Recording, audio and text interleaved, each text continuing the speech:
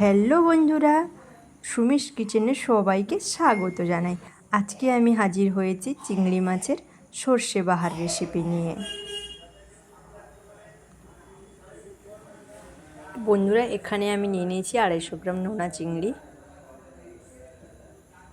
চিংড়ি মাছগুলোকে এইভাবে মাছের দাঁড়গুলো ছাড়িয়ে নেব।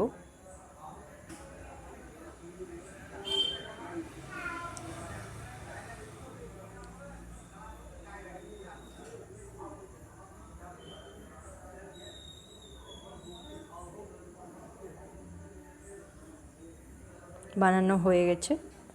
চিংড়ি মাছগুলোকে নুন হলুদ মাখিয়ে নেব। নুন হলুদ মাখানো হয়ে গেছে বন্ধুরা।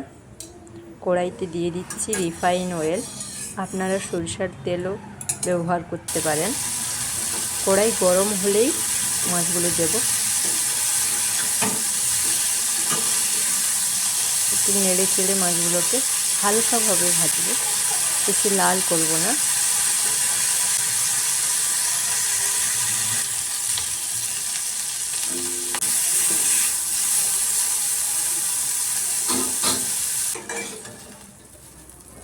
ভাজা হয়ে গেছে বন্ধুরা, মাছগুলোকে তুলে নিচ্ছি এভাবে। মাছ ভাজা হয়ে গেছে, মাছ ভাজাগুলো তুলে নিচ্ছি। রেডি হয়ে গেছে চিংড়ি মাছ ভাজা। একটা পাত্রে নিয়ে নিচ্ছি সরু সরু করে কেটে রাখা আলুর কুচি, টমেটো কুচি, পেঁয়াজ কুচি,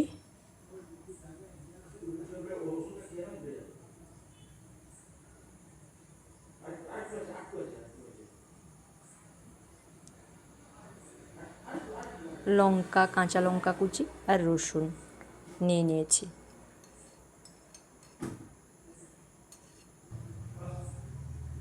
পরিমাণ মতো হলুদ গুঁড়ো, স্বাদ মতো নুনও দেবেন।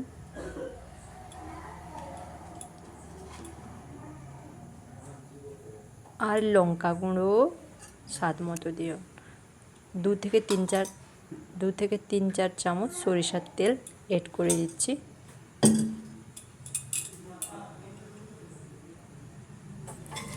এই উপকরণগুলোকে সব একসঙ্গে মাখিয়ে নিচ্ছি। মাখানো হয়ে গেলে আবার এতে এড করব ভেজে রাখা চিংড়ি মাছগুলো।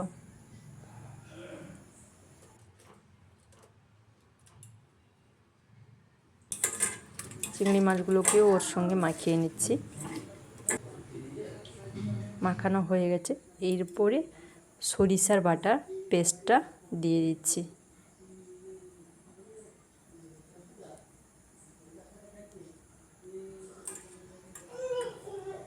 সবগুলোকে ভালোভাবে মাখিয়ে নেব।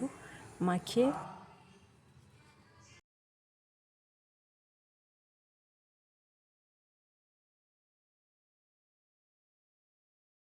দিয়ে দিচ্ছি, আরও একটু জল এড করে দিয়েছি। এবারে লো আঁচে বসিয়ে দেব। 20 থেকে 25 মিনিট বসে থাকবে। একটা ঢাকনাও লাগিয়ে দিচ্ছি।